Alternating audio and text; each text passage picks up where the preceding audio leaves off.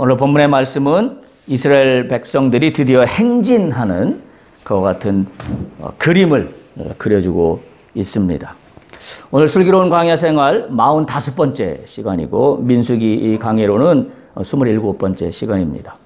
여러분 오늘 민수기 10장 11절에서 28절 본문의 말씀을 읽으시면서 어떠한 느낌을 받으셨습니까? 지파별로 또 그 지파의 수장을 세워서 일사불란하게 움직이고 있는 그런 모습을 보여주고 있습니다. 저는 오늘 본문의 말씀을 묵상하면서 그와 같은 생각을 갖지 않을 수가 없습니다. 광야를 이제 본격적으로 행진하는데 어떻게 광야를 뚫고 가야 할까? 광야를 어떻게 가야 할까라는 생각을 오늘 본문의 말씀을 묵상하는 가운데 떠올리지 않을 수가 없습니다.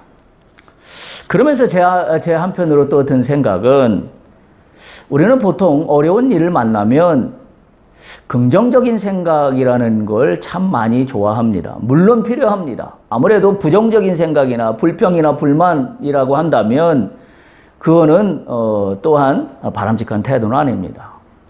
그래서 믿는 자들도 이 긍정적인 생각이라는 거에 굉장히 많은 포션을 두고 있습니다. 따라서 대부분 많은 말씀의 목사님들의 말씀의 메시지도 보면 긍정적인 생각을 하라라는 말씀을 상당히 많이 하는 것을 제가 발견합니다. 그때 저는 일단 결론부터 말씀드립니다. 긍정적인 생각은 성경적이지 않습니다. 많은 사람들이 이걸 뭐하고 착각하냐면 믿음하고 긍정적인 생각을 동일시해요. 믿음은 긍정적인 생각을 갖는 게 믿음이 아닙니다. 근데 많은 사람들이 오해하고 있는 것 중에 하나가 긍정적인 생각이 마치 믿음인 것처럼 그렇게 오해하게 합니다. 여러분 성경 66권 전체를 다 찾아보십시오. 긍정적인 생각을 가져라고 권면하는 데가 한 절이라도 있습니까? 한 절에도 없습니다. 그런데 왜 우리는 자꾸 긍정적이라는 이 어떤 그 패러독스에 우리가 빠지느냐 하는 거예요. 그건 한마디로 얘기하면 이런 겁니다. 우리가 세상적인 가치로 모든 걸 판단하려고 하기 때문이에요. 성경은 세상적인 가치가 아니라고 계속 말씀하세요. 그래서 성경이 일관되게 주장하는 것은 믿음이에요. 그런데 우리가 믿음이 잘 이해가 안 되니까 믿음을 이해하기 위해서 뭐라고 이코를 넣고 있냐면 긍정적인 생각이라는 거하고 이코를 넣고 있어요. 그러니까 하나님이 말씀하시는 말씀의 원리는 한편으로 물러나 있고 긍정적인 생각이 늘 앞서갑니다. 제가 오늘 본문의 말씀을 읽으면서 그 생각이 참 많이 들었습니다. 그래서 제가 오늘 말씀의 제목을 뭐라고 정했냐면 이렇게 정했습니다. 목적지에 도달하는 것은 긍정적인 생각이 아니라 원리가 있다. 원리가 있다. 우리가 착각하는 것 중에 하나가 원리는 무시합니다. 원칙은 무시합니다. 그리고 내 마음대로 해놓고 긍정적인 생각이면 된다라고 하는 걸로 위안을 삼아요. 그건 성경적이지 않습니다. 긍정적인 생각이 목적지를 데려다주지 않습니다. 원리에 따라가는 것이 목적지에 데려다줍니다. 오늘 이스라엘 백성들은 지금 광야를 본격적으로 행진하면서 이들이 가고 있는 원칙은 뭐냐면 원리를 따라가고 있어요. 오늘 그 얘기를 함께 좀 나누어 보고자 합니다. 아마 이스라엘 백성들이 오늘 행진을 시작하면서 굉장히 감개무량하지 않았을까 그런 생각이 듭니다. 생각해 보세요. 출애굽에서 나와가지고 지금 시내산에서 2년 2개월 이상을 지금 머물러 있습니다. 얼마나 답답했을까요? 뭐 하나님 그 2년 2개월 동안에 여러분 우리가 지금 민수기 1장부터 쭉 읽어왔지만 얼마나 많은 일들을 했습니까? 한마디로 얘기하면 준비를 완벽하게 마쳤습니다. 그러니까 그 준비 시간을 잘 견디어서 준행하였습니다. 그리고 이제 출발입니다. 얼마나 감개무량했을까요? 네. 참으로 감개무량하지 않았을까 그런 생각을 합니다. 그러나 결과론적으로 얘기하면 이 출발은 결과론적으로 얘기하면 40년을 돌아가는 출발입니다. 이들은 아직 이 사실을 모르고 있습니다. 40년을 가야 되는 출발의 지금 스타팅 포인트에 이들이 지금 서 있습니다. 참으로 아이러니한 문제가 아닐 수 없습니다. 그러나 어쨌든 감격했을 겁니다. 왜냐하면 이 출발이 준비가 끝났다는 것을 의미하기 때문이에요. 준비가 끝났기 때문에 출발하는 겁니다. 준비가 끝나지 않았다면 출발하지 않았을 건데 출발했다는 얘기는 이제 준비가 다 되었다라는 의미를 갖고 있기 때문에 드디어 가나안으로 가는구나 라는 아마 감격에 있지 않았을까 그런 생각을 충분히 할 수 있습니다.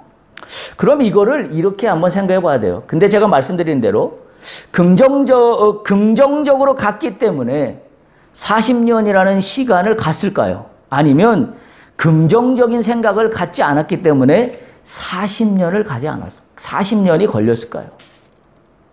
우리는 보통 민수기를 얘기하면서 가장 많이 떠오르는 우리가 그동안 교회에서 배웠던 내용 중에 가장 대표적인 게 불평과 불만입니다. 민수기를 딱 해서 설명하라 그러면 대부분 기독교인들이 뭐라고 설명하냐면 이스라엘 백성들의 불평과 불만 때문에 광야에서 38년 정확히 말하면 그리고 40년의 세월을 돌았다라고 이야기합니다. 불평과 불만이 핵심일까요? 만약에 그렇다면 불평과 불만은 뭐 때문이에요? 불평과 불만은 긍정적이지 않았 때문인 거랑 같은 맥락에 있습니다. 긍정적이지 않았기 때문에 40년을 갔을까요? 라는 걸 생각해 보면 성경의 진리와 굉장히 많이 동떨어져 있다는 것을 우리가 쉽게 생각해 볼 수 있습니다. 우리도 마찬가지입니다. 우리 각자가 겪고 있는 어려운 고난의 시간, 힘든 시간을 살아가면서 우리는 한편으로 희망을 가지고 이 시간을 견디고자 합니다. 아름답습니다. 훌륭합니다. 희망을 갖는다는 것은 굉장히 아름다운 일입니다. 희망의 끈을 놓지 않는 것도 인생을 살아가면서 굉장히 아름다운 일입니다. 그러나 믿음의 사람들은 희망으로 끝나면 그건 아무것도 아니에요. 그 희망의 주체가 뭐냐라는 겁니다. 우리는 그걸 생각해 봐야 돼요. 우리가 오늘 찬양했습니다마는 나의 힘이 되고 우리의 미래의 내일의 소망이 되는 것은 오직 예수 그리스도 하나예요. 근데 우리가 희망을 뭘로 갖냐는 거예요. 다시 말하면 우리는 희망을 뭘로 가져요? 긍정적인 생각으로 희망을 갖습니다. 오늘 우리의 생각을 뜯어 고칠 수 있길 바랍니다. 긍정적인 생각이 희망이 되는 게 아니라 원리가 있는 삶의 희망이 되는 겁니다. 그게 성경적이에요. 그게 성경적입니다. 그래서 우리는 그렇지 않으면 우리는 이 희망을 긍정적인 생각을 하는 걸 놓고 뭐라고 스스로 다독이라면 조금만 견디자. 이 시간을 조금만 견뎌보자. 그러면 좋은 날이 올 거야. 이건 어떤 거예요? 한편으로 막연한 겁니다. 여러분이 막연한 희망과 같은 선상에 있는 게 뭐냐면 긍정적인 생각이에요. 잘 될 거야. 나는 잘 될 거야. 좋은 일이 일어날 거야. 그건 세상에서 하는 가치입니다. 믿음의 사람은 그런 가치로 광야를 절대 통과할 수 없습니다. 왜냐하면 광야를 통과하다가 어려운 문제가 생겨요. 불가피한 문제가 생겨요. 그러면 순식간에 희망이 사라집니다. 그럼 긍정적인 생각이 불평과 원망으로 쉽게 바뀝니다. 그래서 이 긍정적인 생각이라는 것은 한편으로 하면 동전 앞뒤 뒤집는 것과 똑같아요. 그런데 보세요. 원칙이 있는 삶은 쉽게 뒤집어지지 않습니다. 우리가 세상을 살아가면서 배우는 지혜이기도 합니다. 여러분 우리가 잘 알지만 기업이 위험에 처하고 국가가 위험에 처하고 지금 특별히 이 코로나가 창궐하는 이 시대 속에서 우리 모두는 긍정적인 막연한 희망만 갖고 이게 물리쳐지나요? 이 삶이 회복이 되나요? 우리는 안 되는 걸 압니다. 그럼에도 불구하고 우리는 소위 말해서 희망의 그 어떤 올가미에 우리 스스로를 붙들어 매기를 원해요. 왜? 다른 방법이 없으니까. 다른 방법이 없으니까. 근데 우리는 방법이 있어요. 어디로 돌아가면 돼요? 성경의 원리로 돌아가면 됩니다. 우리는 그걸 깨달아야 한다는 얘기입니다. 이스라엘 백성들이 가나안을 향해서 지금 출발했지만 결론적으로 40여 년을 광야를 돌고 돌아서 가나안으로 간다라는 그 사실은 긍정적인 생각을 했기 때문도 아니고 긍정적인 생각을 하지 않았기 때문도 아니라는 사실을 분명히 해야 합니다. 다시 말하면 문제의 핵심은 긍정적 사고가 아니라는 겁니다. 성경에 근거하여 오늘 제가 이 긍정의 문제를 말씀드릴 수 있는 것은 말씀드린 대로 긍정적인 생각은 막연한 희망을 양산하고 그것은 믿음을 엉뚱한 방향으로 몰고 가게 합니다. 그게 많은 믿는 사람들이 갖고 있는 오류예요. 긍정적으로 가는 게 성경적이지 아니기 때문에 그래요. 그래서 긍정적이라고 할 때 그걸 자꾸 믿음이라고 동치하려고 하는 오류를 범하지 않을 수가 없기 때문에 그렇습니다. 긍정적인 생각은 막연한 희망일 뿐입니다. 막연한 희망입니다. 우리의 확실한 희망은 예수 안에 있는 희망이에요. 근데 긍정적인 생각은 막연한 희망만 나에게 줄 뿐입니다. 그와 같은 사실을 우리가 반드시 기억해야만 합니다. 민수기 말씀을 이렇게 지나온 걸 살펴보면 우리가 지금 이걸 알 수 있어요. 다 보세요. 지금 광야를 향하여 행진하는데 지파별로 지금 다 수장을 정해서 일사불란하게 행진하고 있습니다. 자, 시내산에 머물러 와서 십계명을 받고 바로 지금 행진이 되었나요? 행진을 안 되었습니다. 지금 이 하나님께서 이스라엘 백성에게 요구하고 있는 이 스토리에 이 프로세스를 가만히 따라가 보면 막연한 희망으로 하나님은 말씀하고 있지 않아요. 우리는 그걸 발견합니다. 그래서 마치 이런 거죠. 광야를 출발하라고 할 때 하나님이 마치 그냥 훈시만 해놓고 자 이제 가라. 이제 나만 따르라. 하고 출발시키지 않았다는 거예요. 다시 말하면 뭐예요? 긍정적인 생각만 막연한 희망을 주입한 게 아니라 하나님은 뭐부터 시작하셨어요? 철저하게 준비하는 것부터 시작하셨어요. 그걸 거의 2년여 시간을 보냈습니다. 준비를 한두 가지 했나요? 우리가 생각해 보면 어찌 보면 말도 안 되는 준비를 했습니다. 예를 들면 성막의 규례, 제사 드리는 규례, 이런 것들을 가나안 가서 말씀하시면 되지. 지금 갈 길도 바쁜 광야 중간에 하나님은 다 말씀하시고 계세요. 이 이유가 뭘까? 이 이유가 뭘까? 그냥 출발하면 되지. 광야를 출발하는데 그냥 출발하지 않았다라는 거에 우리가 주목해야 됩니다. 다시 말하면 이 긍정적으로 그냥 이렇게 출발하는 것들이 아니라는 것을 성경은 얘기하고 있어요. 오히려 반대입니다. 철저하게 준비하고 실천하고 그리고 출발하게 합니다. 그래서 제가 먼저 번 슬기로운 광야 생활제 35번째 시간에 제목을 그렇게 말씀드린 적이 있어요. 준비는 준비가 아니다. 많은 사람들은 준비를 준비하는 걸로 서론으로 끝난다고 생각해요. 근데 아니에요. 준비는 결론을 담보하는 겁니다. 오늘 민수기 말씀은 그걸 우리에게 이야기해 주고 있어요. 자, 그리고 출발하는 겁니다. 지금 그리고 오늘 행진하고 있는 거예요. 긍정적이라고 할 때 이 말이 가지고 있는 함정이 있어요. 그게 뭐냐면 긍정적이를 가진다고 할 때 긍정적으로 가지는 주체의 문제입니다. 긍정적인 생각을 하는 주체가 누구예요? 나잖아요. 나잖아요. 성경은 항상 누가 주체라고 말씀합니까? 주님이 주체라고 말씀하세요. 근데 긍정적인 생각을 갖는다고 한다면 그건 주체가 누가 되는 거냐면 내가 되는 겁니다. 그럼 내가 되는 긍정에 따라서 이게 희망이 될 수도 있고 절망이 될 수도 있다고 한다면 이게 무슨 믿음이에요? 이건 믿음이 아니잖아요. 그래서 이 긍정이라는 단어를 자꾸 나에게 대입시키면 그것은 내가 주인이 되는 함정에 빠지고 맙니다. 그렇게 되면 어떻게 돼요? 문제 해결의 중심이 나에게 옵니다. 그래서 다 내 탓이에요. 다 내 탓입니다. 다시 말해 일이 잘 풀리면 내가 긍정적인 생각으로 희망의 끈을 놓치지 않고 잘 가서 일이 풀어진 거고, 내가 일이 잘 풀어지지 않으면 내가 긍정적이지 못해서 내가 희망을 품지 못해서 라고 생각한다 그러면 이게 무슨 신앙입니까? 주인공이 난데요. 주체가 난데요. 나의 생각에 따라서 좌로도 될 수 있고 우로도 될 수 있다고 한다면 그게 무슨 믿음입니까? 그렇다 그러면 우리가 성경을 나의 신앙의 중심으로 고백할 이유가 뭐가 있습니까? 아무것도 없다는 얘기입니다.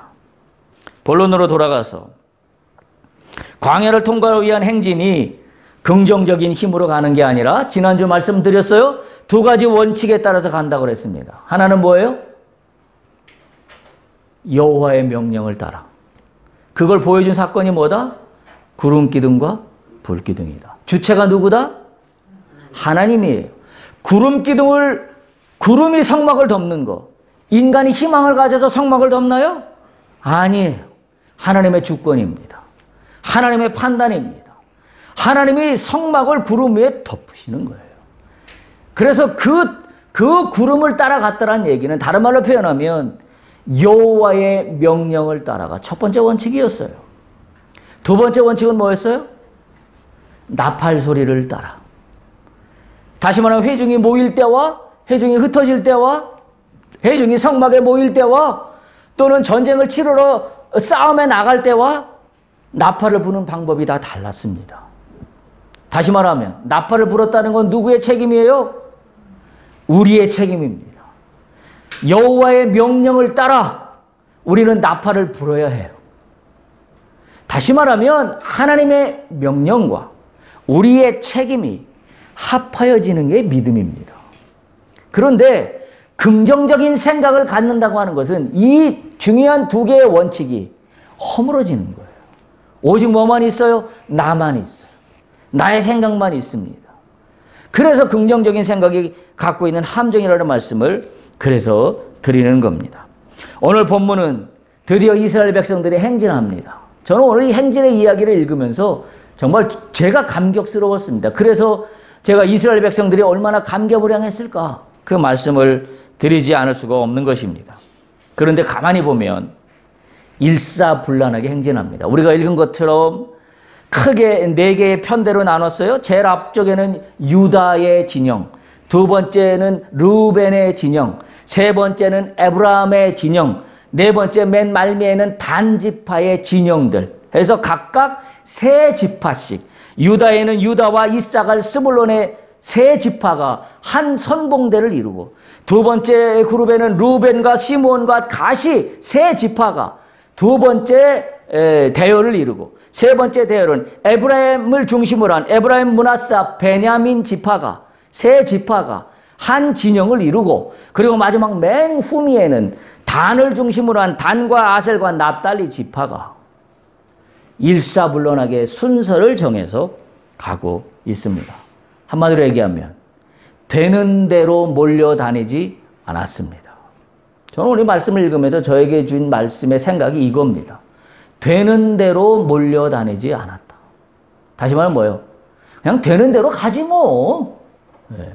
라고 행진하지 않았다. 여러분, 광야를 출발하는 게 되는 대로 가면 죽습니다. 왜요? 전갈도 있어요. 떼약볕도 있어요. 또 사막에 사는 이방 민족들의 적들의 침입도 있어요. 되는 대로 가면 다 물려 죽습니다. 오늘 하나님은 되는 대로 가서는 안 된다라는 명령을 주고 있는 거예요. 그래서 이렇게 일사불란하게 1대, 2대, 3대, 4대 열을 정해서 일사불란하게 철저히 순서에 따라서 가고 있다는 사실입니다. 그래서 제가 이 대목에서 긍정적인 생각이라는 대목을 떠올린 겁니다. 철저히 순서대로 오와 열을 정해서 간다고 하는 것은 긍정적으로 가는 것하고는 전혀 차원이 다른 문제예요. 여러분 생각해 보세요. 우리가 긍정적으로 생각한다고 할 때 뭘 철저히 준비하든가요? 긍정적인 사고를 가지고 뭘 한다고 할 때 철저히 준비하고 대와 오를 갖든가요? 대부분 안 갖습니다. 대부분 다 대충 해놓고 좋은 마음 갖고 가면 돼. 긍정적인 생각으로 가면 돼. 이게 긍정적인 생각이 갖고 있는 함정입니다. 함정이에요. 믿음은 대충 가는 게 아닙니다. 믿음은 말씀드린 것처럼 하나님의 주권과 우리의 책임이 합하여지는 게 믿음이에요. 그런데 이 긍정적인 생각만 강조하는 믿음이라고 한다면 우리의 책임은 하나도 없어요. 그리고 하나님 자리에 우리가 올라가 있어요. 그래서 내가 생각하는 대로 이루어질 것이다. 아닙니다. 이루어지는 건 누구의 주권이다? 하나님의 주권이에요. 우리는 거기에 복종하고 순종하는 것이 믿음이에요. 그러려면 순종하고 복종하려면 두 가지 원칙이 맞아떨어져야 돼요. 하나님 뭐예요? 하나님의 주권을 인정해야 합니다. 그리고 거기에 대한 나의 책임과 의무를 다해야 합니다. 그래야 믿음이 능력이 생깁니다. 그렇지 않다 그러면 그건 믿음이 아니기 때문에 그래요. 오늘 11절에 보면 이렇게 시작합니다. 구름이, 자, 둘째 달 스문 아래 구름이 증거의 성막에서 떠오름에 출발했다고 기록하고 있습니다. 이스라엘 백성은 지금 어떻게 하고 있어요? 철저히 여호와의 명령을 따라 출발했습니다. 긍정적인 생각으로 출발한 게 아닙니다. 아, 지금쯤 가보자 라고 시작한 게 아니에요. 어떨 때 출발했다고요?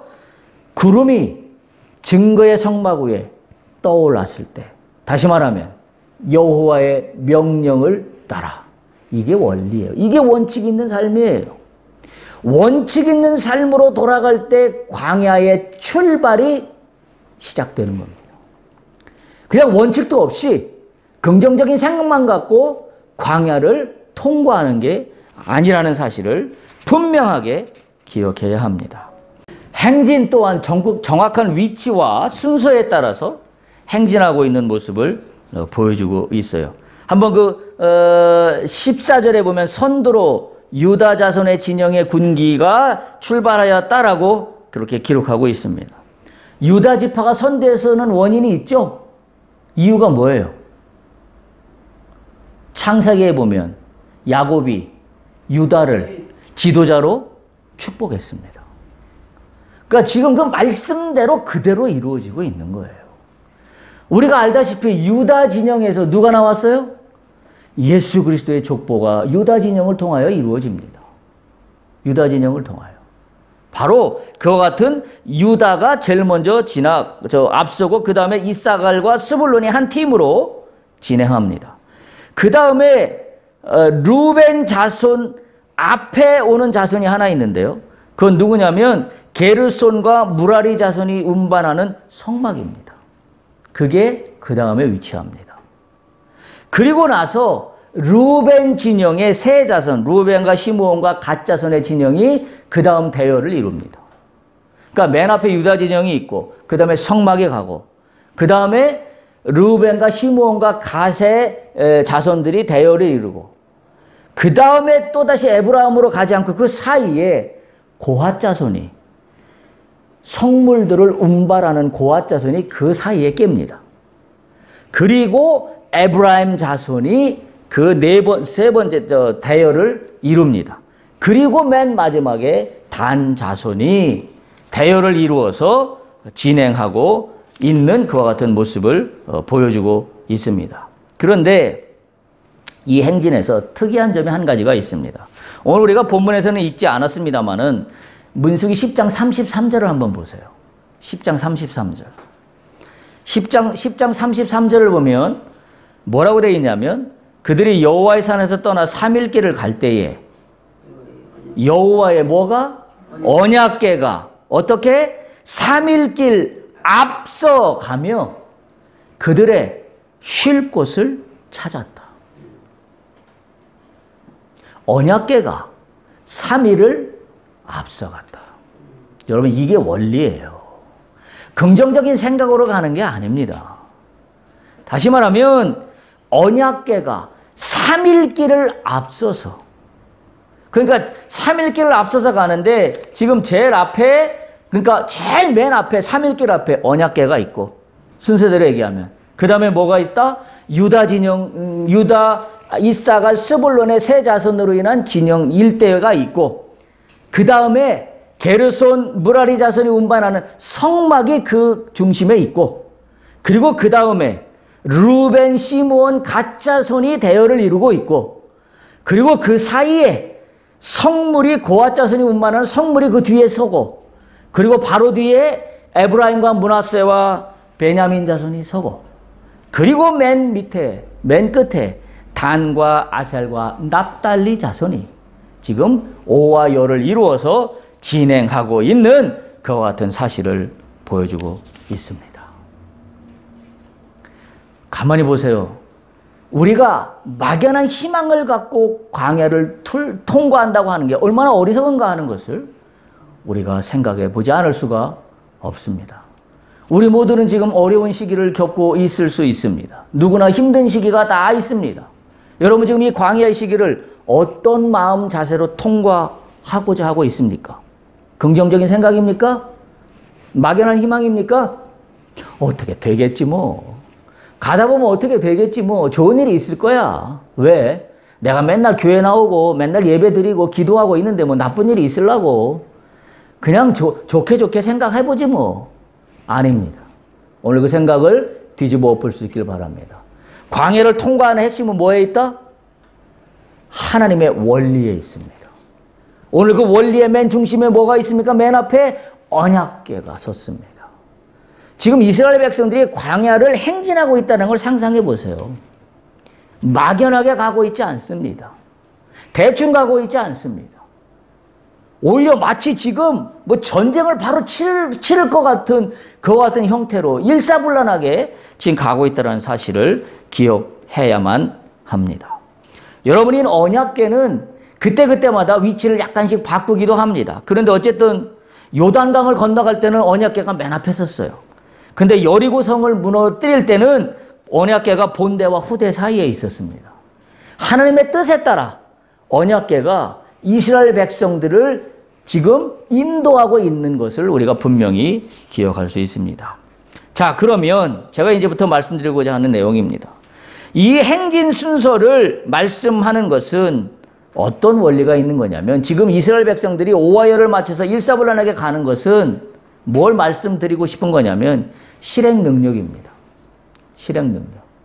광야를 통과하는 것은 실행 능력이 있어야 돼요.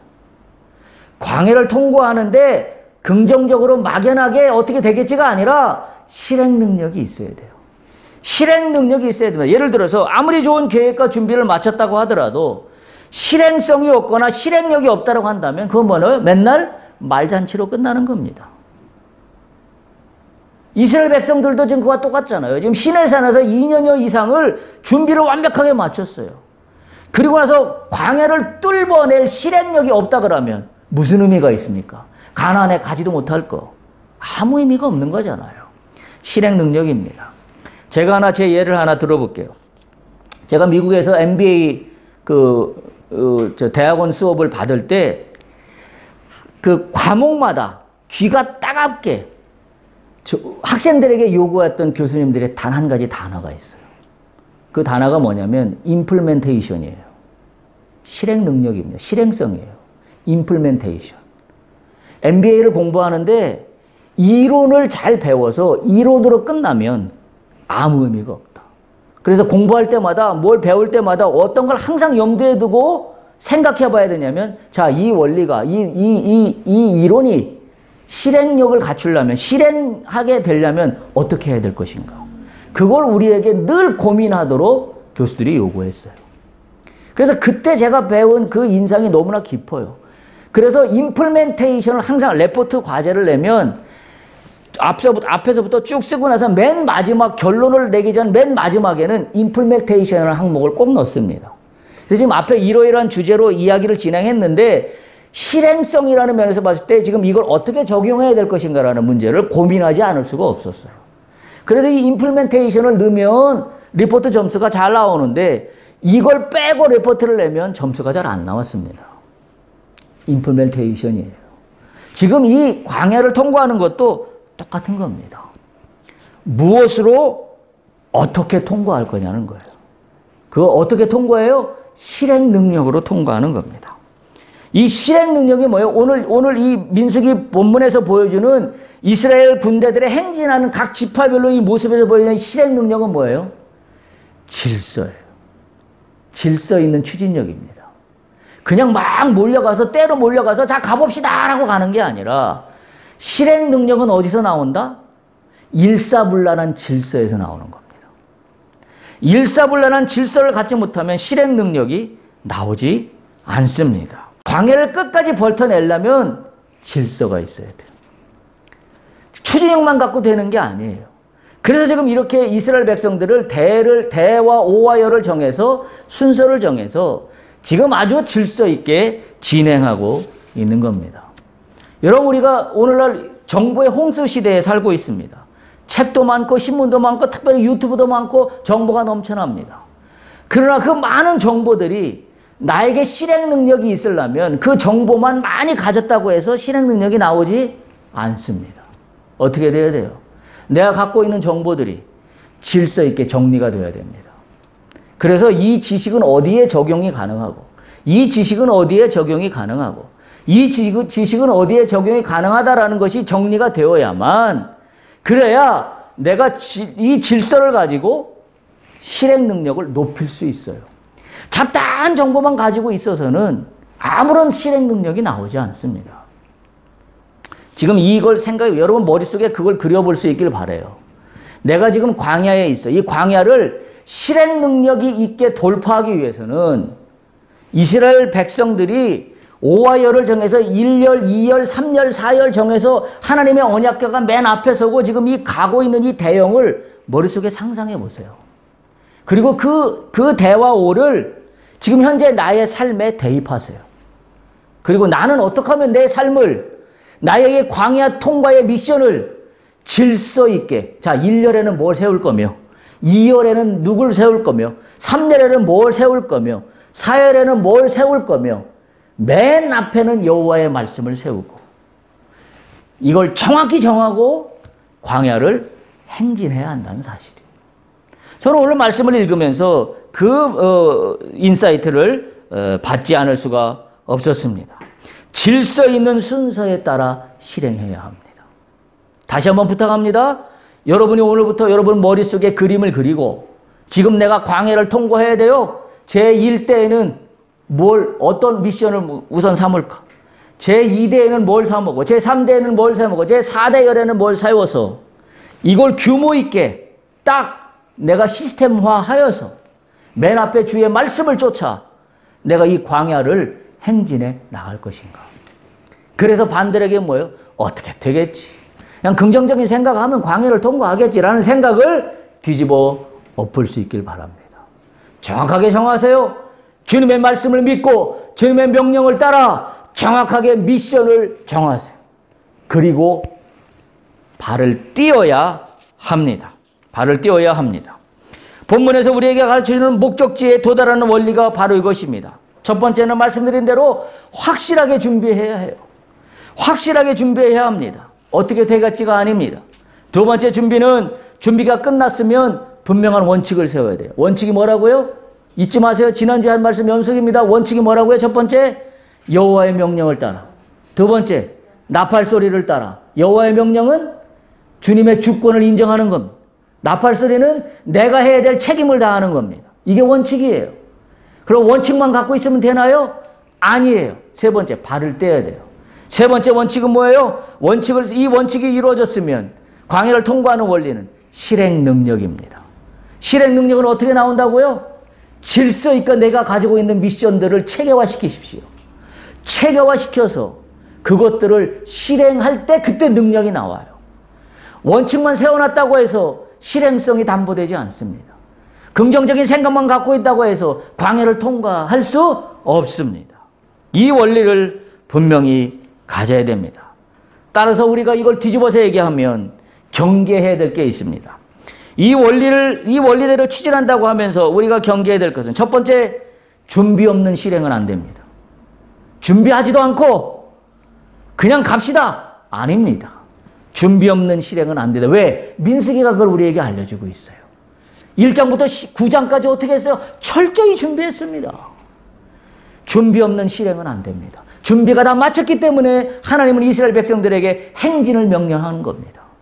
준비 없는 실행은 안 됩니다. 만약 준비 없는 실행을 하게 된다면 어떤 문제에 부딪히냐면, 내가 왜 이 일을 해야 되는지를 이해하지 못하고 출발해요. 준비가 덜 됐기 때문에. 내가 왜 이 미션을 해야 되는지를 이해를 못하고 출발해요. 그러니까 가다 보면 어떻게 돼요? 좌충우돌입니다. 어려운 돌발 상황에 부딪히면 흔들려 버리고 말아요. 준비가 덜 됐기 때문에. 준비가 안 됐기 때문에. 두 번째, 우리가 경계해야 될 것은 원칙 없는 실행도 안 됩니다.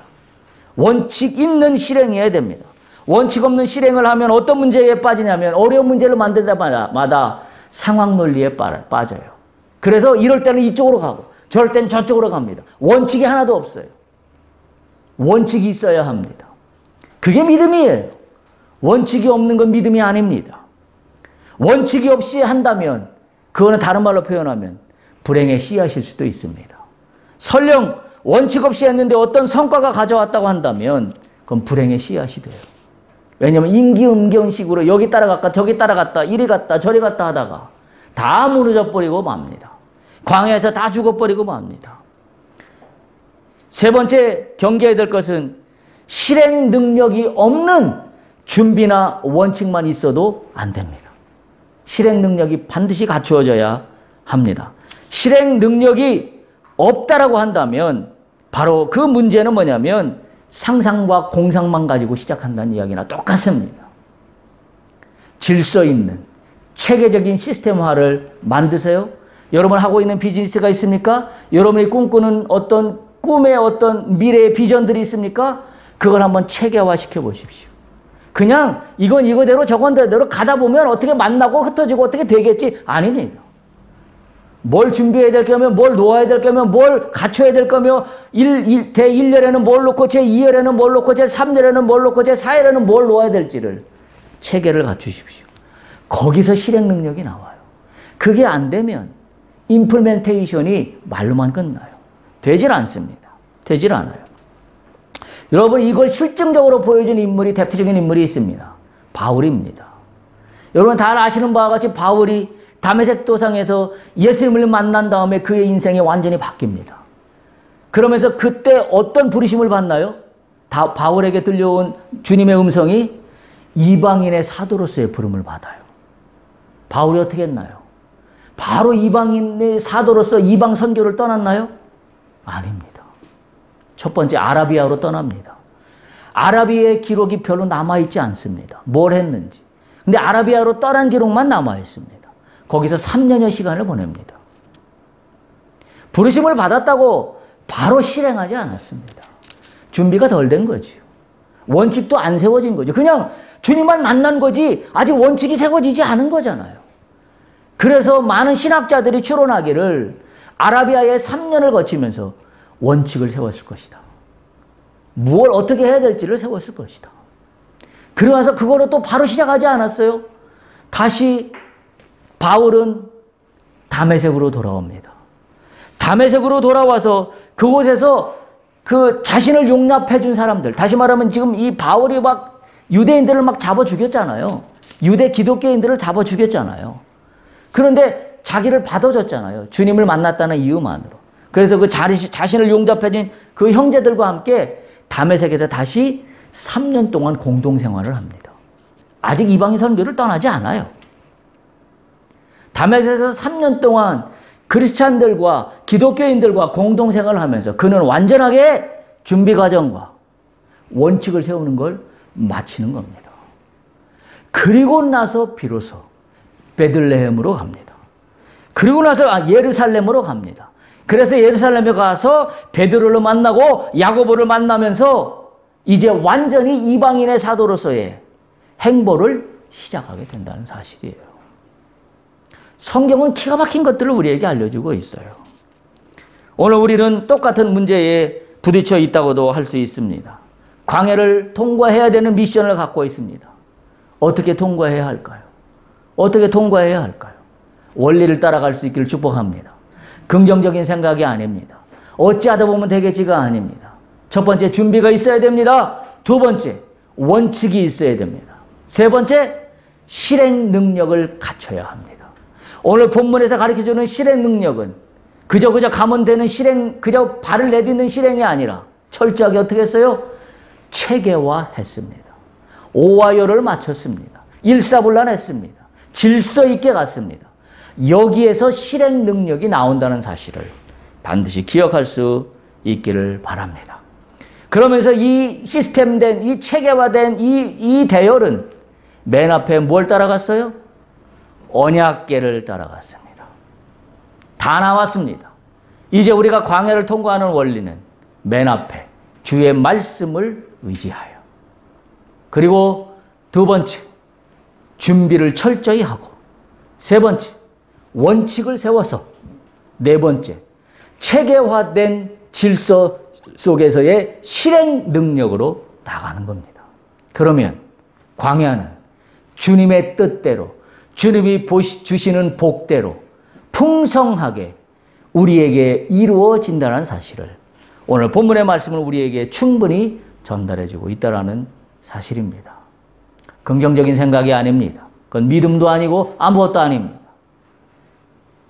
주님의 이 원리에 따라 광야를 슬기롭게 통과하는 여러분들 되시기를 축복합니다.